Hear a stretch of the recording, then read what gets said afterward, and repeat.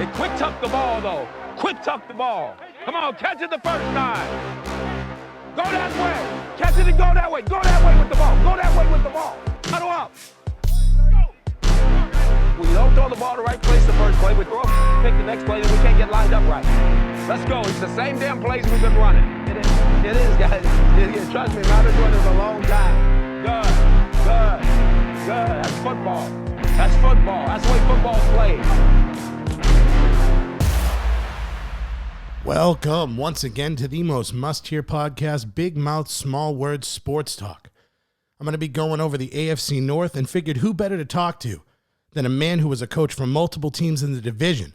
16 years of NFL coaching experience. You heard him on the intro, Hue Jackson. What's up, Coach? What's going on? How you doing? I'm excited to talk to you. I'm a big Bengals fan.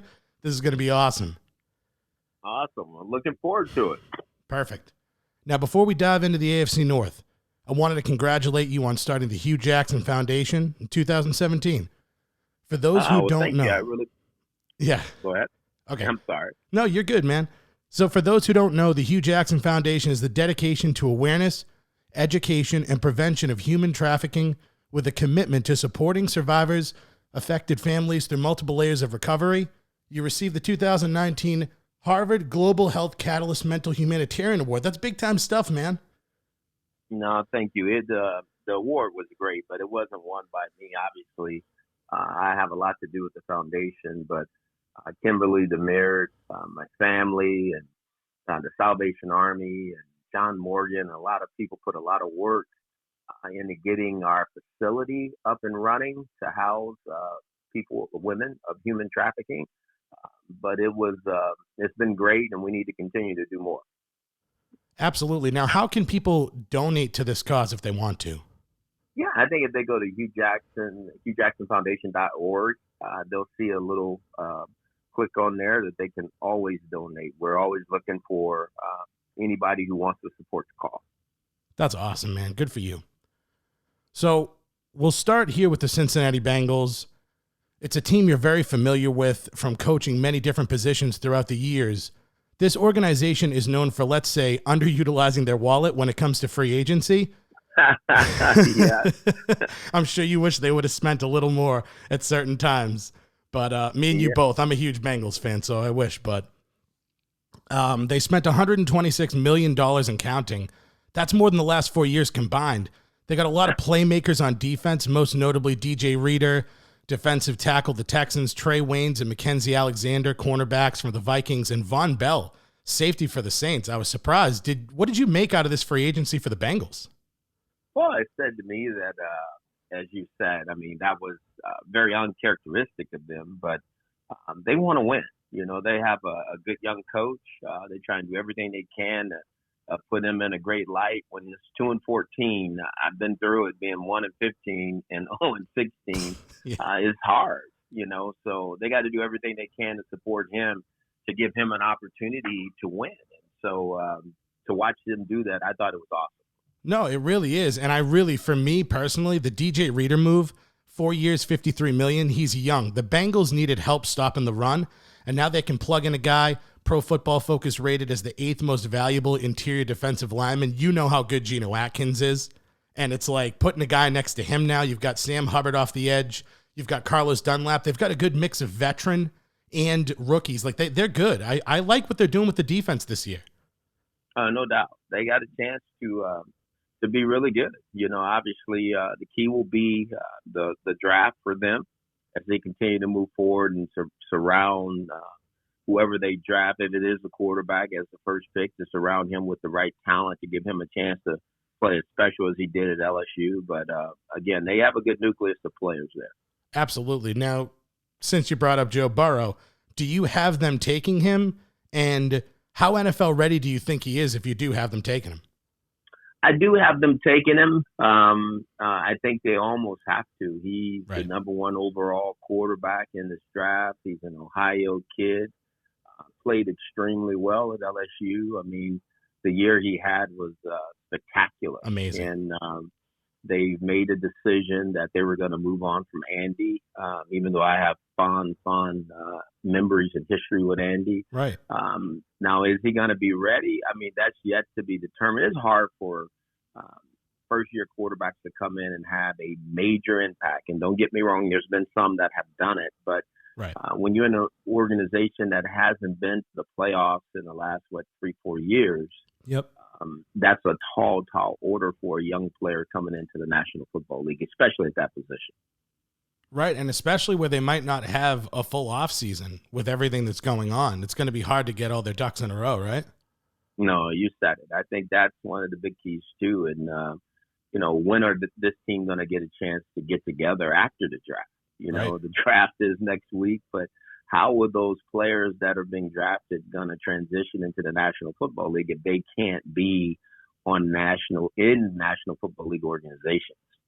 Very true. So speaking of Andy Dalton, you had some great success with Dalton when you were the offensive coordinator for the Bengals in 2015. You've been around him a lot. You've seen some good. You've seen some bad. He's been under a lot of scrutiny lately, and there seems to be no trade partners for the Bengals. Why is no one going after the Red Rifle? And how much do you think he has left as an NFL starting quarterback? Well, I think right now no one really knows what anybody's market is right today because of the trade value. I think draft day will say a lot about what's going to happen with Andy. I think Andy can still play winning football. I mean, it's like any quarterback. You got to surround him with good players, Right. I mean, if you're Andy Dalton and you're playing without A.J. Green, that's a different Andy. That's very that's true. a different Andy Dalton, You're playing Andy Dalton playing without a different offensive line when you had Kevin Tyler and Andrew Whitworth and all those guys. Yep. That's a different player. So, I think he can still play, but hopefully he gets to a good spot where they're going to do everything they can to put him in position to be successful. Right. And speaking of A.J. Green, where does he rank among wide receivers that you've coached? And if he stays healthy this year with the Bengals, how explosive do you see their offense being? Oh, they'll be very explosive. They have that guy, Joe Mixon, in the backfield, who's extremely good. You got Tyler Boyd, who makes a huge difference. I think Tyler Boyd is one of the most unrecognized receivers in the game because I think he's very, very talented. Yep. A.J. Green was sensational to coach, and he was one of the best players I coached, but it's hard when you coach Chad Johnson. He's my favorite of all time. Yeah, Ocho Cinco. he was spectacular, and I'm not saying that A.J. Green isn't, but Chad was just different, he was really different. Absolutely. Love that guy. So I think we can both agree the Bengals, pretty good offseason, especially by their standards. So hopefully they can do something and get it going this year. Oh, absolutely. I really think the Bengals they have a chance to get it turned in the right direction. Obviously, they play in a real tough division. I think it's one of the toughest divisions in football. Absolutely. Because when you start thinking about Baltimore, what they are with the young quarterback coming back and they lose any players and then they put Calais Campbell on the team. Oh, yeah. Are you kidding me? And then you look at Pittsburgh, and here comes Big Ben coming back, without playing. And they had an unbelievable defense this past year. And so they're going to be another season of playing together with a young linebacker from Michigan. They're going to be better. Right. And then you look at Cleveland, who on paper might be as talented as anybody in the National Football League. But, how fast can they put it together, to where it works, so where they play like a football team? I think that's going to be the key for them. Right. So with the Steelers, they have a lot of hype behind them this year. They didn't do much in free agency so far. They got tight end Eric Ebron for 2 years, $14 million. He should be a good red zone threat for them. But other than that, I didn't make much of their free agency. Are you buying into them being AFC contenders this season? Absolutely. Ooh. The Pittsburgh Steelers never do anything in free agency, really. True. They'll pick a guy here, pick a guy there to plug holes. They're one of those old school organizations that truly believe building through the draft, and they know how to draft players, and those players contribute to their team. And anytime you got this gonna be Hall of Fame quarterback returning, and if he's healthy, look out. The Steelers will be really good. See, now my only thing with the Steelers is I feel Ben Roethlisberger is playing on borrowed time at this point. He's taken a beating in his career. The injuries are beginning to add up. I'm surprised that after last year, they didn't go after a backup. Like, do you think that like a Cam Newton or a Jameis Winston or dare I say an Andy Dalton is something that they should consider?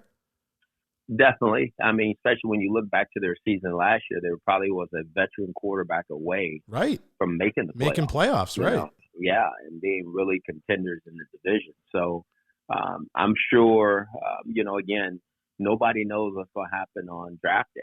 A lot of those scenarios that you just mentioned could come to the forefront here on the 23rd. Okay. I'm not super high on the Steelers, but everything that you just said made me feel like I should change my mind. Just a little. Yeah, right? They'll cut out the Steelers if they're healthy. Well, I'm a Bengals fan, so it's hard for me to ever give them too much credit, but they definitely, I get it. They're good. I totally understand. And as you were saying about the Browns potentially being like, they have a lot of talent. One of the best moves I think they got was getting right tackle Jack Conklin from the Titans. The Browns needed badly to upgrade a tackle.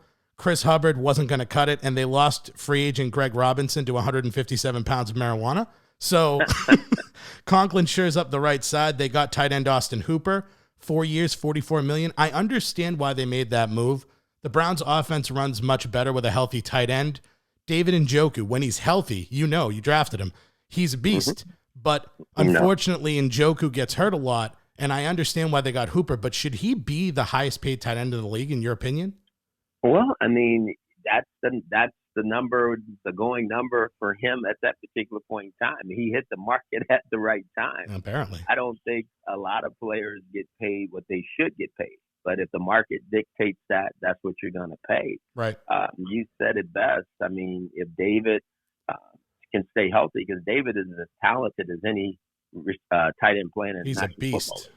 He can run, he can catch, he's long, he's athletic. I mean, there's a lot of things that he can do there. It's yet to show itself consistently week in and week out in the National Football League. But I think he has a chance to be really good, if he can stay healthy. And then the Conklin situation that you just mentioned about Cleveland, they had to shore up the offensive line. I'm just curious as to who's going to play left tackle for him. Exactly. Obviously, they have to draft a guy, but you would think heading into this, season with Baker and everything that happened last year, you would think you've already tried to solve that issue. Because what if you get stuck with not getting somebody you really want at left tackle in the draft? So that could be, problematic for them. That definitely could. I have them going Mekhi Becton, offensive tackle. That's what I'm thinking they're going to do.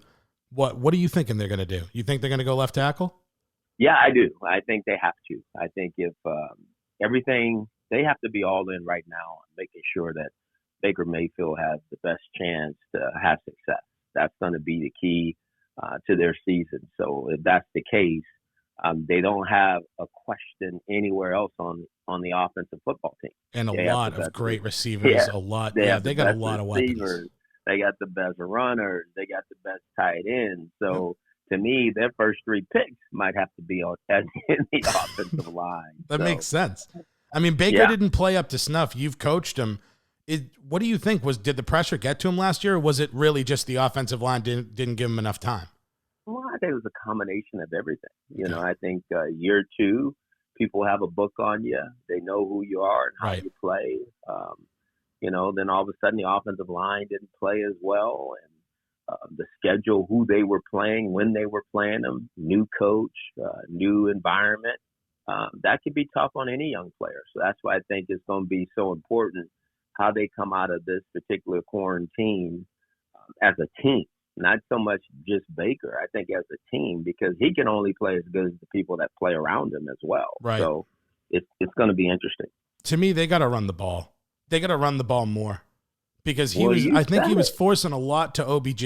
And I thought he was fine. I didn't think he was being a diva last year. Jarvis Landry's numbers, even over the last 5 years, are unbelievable. Even when he wasn't with the Browns. I mean, he's just been balling out. So I think maybe pass a little less, run it a little more, and you get that little mix, and I think they're going to be good. Well, I think that's the thing that people forget. National Football League is still a physical league. I know it's a passing league right now. People believe that. Right. But the teams that are really good can run it. And one of their best players is standing in the backfield, Nick Chubb. If you hand it to him enough, he's gonna make enough yards, he's gonna make enough plays. And so But that's what happens. The pressure of you have those very good, talented receivers on your team. You got to get them the ball too, or else what do you have them for? Absolutely. So somebody's going to have to take a back seat this year. I don't know which way that's going to go because all depends on the coach. Somebody's going to have to take a back seat to being who they think they can be in order to win. So if it's about winning, they'll make that adjustment. If it isn't, then we'll see some of the same things we've seen. Absolutely. I think we agree on the Browns. They're absolutely talented. I think they're going to do something this year. But a team that did something last year was the Baltimore Ravens. You already talked about Calais Campbell. They got beat and taken out by a run-heavy style in the playoffs with the Titans, and it showed in free agency. They franchise tagged Matthew Judon, but he can't do it all by himself. Calais Campbell, I'm sure they're hoping is going to do his best Terrell Suggs impression come playoff time. I like Derek Wolfe. I like what they did there. I think he was a good pickup. He's on a prove-it deal. He can get $6 million with incentives. Their D-line should be fine, right? Oh, absolutely. They have probably the best front seven in football, and they're well coached. They have an unbelievable system. And again, we're talking about the Baltimore Ravens. They're known to be one of the best defensive football teams in football. So they just plugged there wasn't even holes. They just brought some other guys to the party. I know. They were already good, and now they just got better. Yeah, and so you take that, and with their ability to do what they're able to do on offense with this quarterback, as long as he can stay healthy, that is the team to beat in the AFC North. Absolutely. So it's going to be interesting. So with the D-line much improved, as we just said, they should stop the run. They should get to the quarterback. The secondary is second to none. They're probably the best backfield. There's a lot to like about the defense, but I have a question for you. Before this miracle season by Lamar Jackson, all I heard from people was he can't throw. All he does is run. He can't handle the pressure. It's funny how a good season washes away everything that happened. When you watch him play, do you consider him as an elite quarterback moving forward? And if he keeps like the running style that he has going against the AFC North front sevens, is he going to be able to survive in this league? Oh, well, he just showed that he could. That's so true. They're not going to change. It helped them become one of the best offenses we've seen in a long time. Yep. And they took a player, like you said, everybody didn't think was a quarterback and proved otherwise. So Yep. I don't see them changing. I don't see him changing. It's not going to be like, okay, well, this is year 3 of Lamar. Let's not let him run. Right. That's when he's at his best is when he is running. So I think they're going to continue to put a lot of pressure on the National Football League. It makes sense. He's so versatile. He showed that he can throw. I was super impressed with him because I was kind of one of those people that was like, I think he only does it with his legs. I don't think that he can throw, but he shut me up this year. Or it was unbelievable. Like he made great decisions. He was really good. Who do you have the Ravens taking in the first round this year with the 28th pick? Because it could be a lot of people. It could be. You just said it. I mean, they're solid all the way around. I will say this, losing Marshall Yanda, Okay. who was really the heart and soul of that offensive line. I think if the right offensive lineman's there, they would make that pick. I think when I think of the Ravens, they've always in the past have had really good backs. Right. If there's a great running back there, I know they would take a really good running back. That's what I was thinking. And the other position for them that they've always found good players at is that corner. That you can never have too many good corners. And so they understand that they have to cover these guys. So they're going to win in this division, you got to stop Ben Roethlisberger. You're going to have to stop, Baker Mayfield. Right. And you're going to have to stop, the Ravens. So Burrow. Yeah, you're going to Burrow, basically. It's been Dalton for 100 years, so I don't blame you. And A.J. Green and the rest of those cats. So you got to have to cover. So I think that will be one of the big emphasis for them as well. I agree with what you're saying. Offensive line makes sense. I have them going DeAndre Swift, running back from Georgia. I he does some things. He's almost like James White 2.0. He can make so many catches out of the backfield. I'm thinking they're going to want to keep Lamar healthy. Mark Ingram's getting up there in age, so I'm thinking they might want to go running back here, a guy so versatile. Think of all the things Lamar Jackson could do with a guy like him that can catch out of the backfield. He could do reverse plays. It would be insane. Like, it would Absolutely. be insane. No, you said it. I mean, they are. That can happen. You know, I think you're right on. You know, it's just how the board falls, you know, on draft day. But boy, they're going to get a good player. One thing we do know, and they've been known that once they get them, they do everything they can to put them in position to be successful. Right. So we've gone over the teams, the players, the free agency moves. I want to really quick go over the coaches. Do you feel that Zach Taylor and Kevin Stefanski are at a disadvantage this year doing like a virtual draft and potentially having less time to work with the new players, whereas Mike Tomlin and John Harbaugh know what they have on their rosters moving forward going into the year? Absolutely, they do. You know, anytime the players are coming back into an environment that they know, right? You know, there's, you know, comfortability all the way around. Players to coach, coach to player. The players in Cleveland, they're going to have to get to know the staff, and the staff's got to earn their trust, and the players got to earn the staff's trust. And so, normally you needed that extra, you know, off-season workout that they normally get as a team prior to the draft, and the one they get after the draft, and you know, you get a couple extra practices as the new coach, and they're going to miss that now, and so that could be a issue for them. Absolutely. So we've done the AFC North. I have just a random question because I'm from Boston and everybody's been talking about the Tom Brady, the Belichick and all that. What did you make of the Patriots letting go of Tom Brady this year? Did that surprise you? It did, but I'm always surprised. You know? Right. That is surprising, but not surprising, if that makes sense. I think everybody gets to a point to where it's time to do something different. And the organization and the Patriots, they got to start looking to the future. And, you know, one time everybody thought Jimmy Garoppolo was going to be that guy. Yep. The difference is we never thought that when we're talking about the Patriots, they'd be without a quarterback. That's you know, true. Established quarterback. They don't have that right now. And I think that's why it's more of an issue than what it should be. I mean, the guy played there for 20 years, you know, right? And now he's going to Tampa Bay, and he's going to do great things there. He really is. He's got plenty of weapons. Yeah. Yeah, no, absolutely. I look at the Patriots, and I've been saying this for months, that if Andy Dalton just makes so much sense to me. I think the Patriots are just waiting. They know that by week one, if he's on the roster, they're going to give him $17.5 million. So I'm almost thinking that the Bengals are going to end up cutting Dalton, and the Patriots are going to get him for pennies. And Belichick's going to have a guy that has no ego. He's going to do his job, and he's going to do exactly what he wants. How do you think Dalton would do as a Patriot? I think he would go in there and play well. I mean, they have a proven system, unbelievable coaches, know how to get the best out of their players. I think they would put him in position to play as well as he can play. You know, now, is that well enough for them to be the Patriots of old? I don't know that. It's impossible.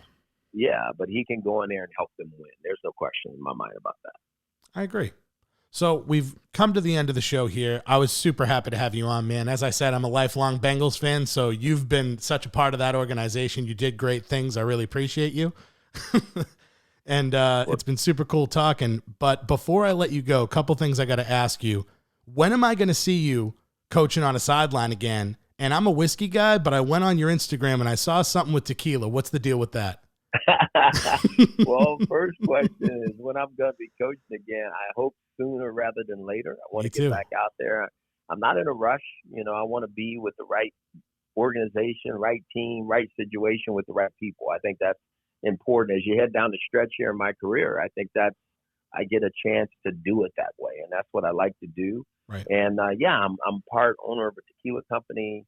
Very excited about it. Grand Leyenda. We're doing some fabulous things. It's organic tequila, 100% USDA organic, and we love it. And we'll compete against anybody else's tequila because we think baby. we're the best.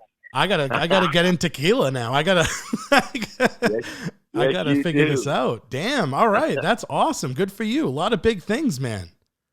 Absolutely. Well, thank you so much. This has been awesome. It's great to talk AFC North football and talk about all the teams. Three of them I've been a part of, and have seen how this division has all of a sudden just started to really change a lot, because of the quarterbacks. There's no more Joe Flacco, you know. There's no more musical chairs at quarterback in Cleveland. There's not going to be any more Andy Dalton, and so the division is starting to shape itself in a different way. It's going to be interesting to see who rises to the top, because normally the team that does, they stay there for a long time.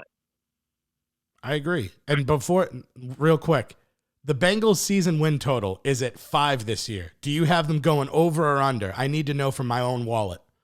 I think over. I think they'll go over. I really believe that. Preach you. Tell them.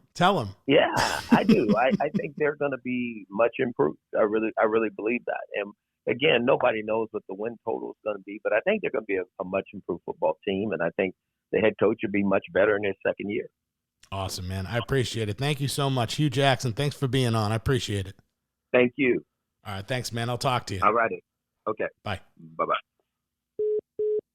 So we had Hue Jackson on. He crushed it. We all crushed it. I hope you enjoyed this podcast. If you haven't already, at Big Mouth Small Words Podcast, check me out on Insta. And once again, everybody, stay safe. Love y'all.